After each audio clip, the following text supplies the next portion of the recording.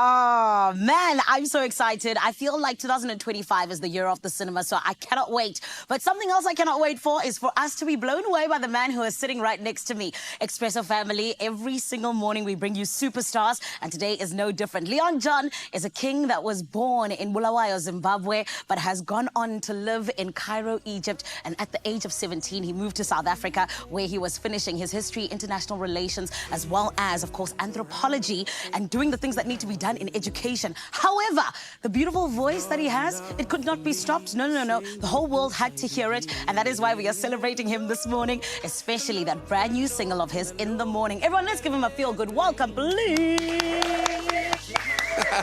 Mr. Pan-African artist, hello, how are you? I'm well, thank you. How are you, darling? Amazing. All the better for having you here with us. Oh, thank you so much for having me. I think the country's about to be healed with your beautiful performance. Do you know what? I hope so. I hope so. 100%, because your voice has healing powers. Oh, thank you. Oh, my God. You're going to make me sweat so early in the morning. Oh, but Leon, let's get to your upbringing, because Yes, you had a very unconventional one. Yeah. Like I said, you started off in Zim, moved to Egypt, then South Africa. Where would you say had the biggest impact on your musical journey? Everywhere. I can't pinpoint any one place.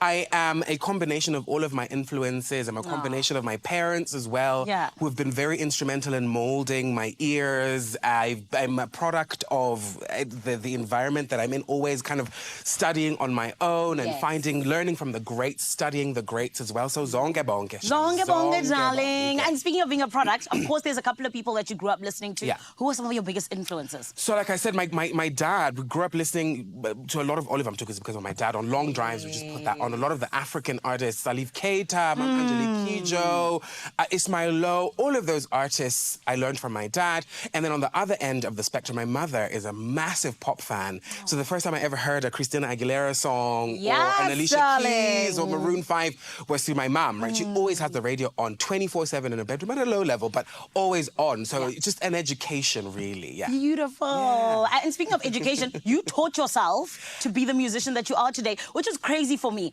Because I'm just like, the fact that you got to the level that you're at right now, and it was all self-taught, that is wild. When did you actually start teaching yourself? I mean, I think it's a little bit of an exaggeration to say that it's all self-taught. I mean, for the most part, darling, stop being modest. I had a few kind of singing lessons here and there growing up to teach me kind of technique, but for the most part, like you're saying, it's learning through observation, through the greats and the people that inspire me, and learning, okay, this is how you do this, and this is how you do that.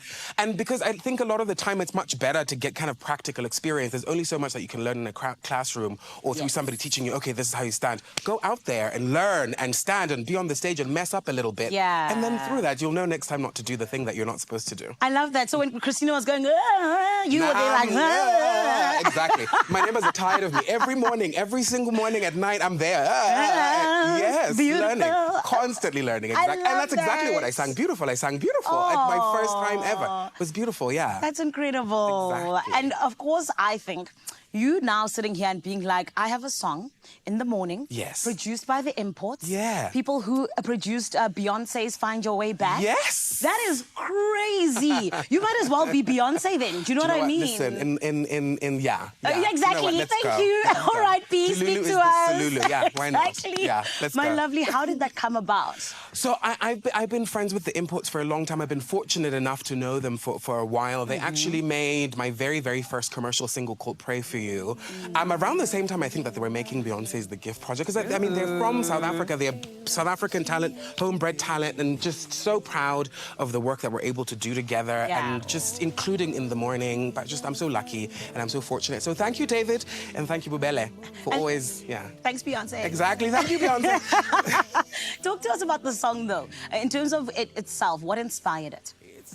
So it was inspired by the Bible verse, Psalm 30, verse 5, right? Imagine, hallelujah. That reads, weeping may endure for a night, but joy comes in the morning. I've found a lot of inspiration in the word and the poetry of the Bible and other kind of scripture as well, be it the Quran, wherever it is, I find inspiration. And so this time around, that verse really spoke to me, and I just thought, okay, instead of focusing on all of the negativity and being kind of melancholic as I usually am, let let me focus on the positive. Do you know what I mean? Let me focus on the air in the morning, and then maybe I'll will that to come true. Do you know what I mean? Because I felt like at a point I was willing all the sad things I was saying to come true. So I was really tired of that. So I was like, let's be positive. Let's be positive. And I love it because when you listen to the song, it feels like the morning. It feels like a new dawn. Yep. The imports. Beautiful. Oh, my goodness. And, of course, you have amazing visuals to go along with it. The music video dropped where you have the beautiful actress, Tidinhle Kono. Yes. Our generation's queen. Exactly. Talk Generations. to us. Film, television, stage. Yes. She's so talented. And, again, so fortunate to be surrounded by such amazing artists that are always willing to lend their talents and for us to work together and make beautiful work.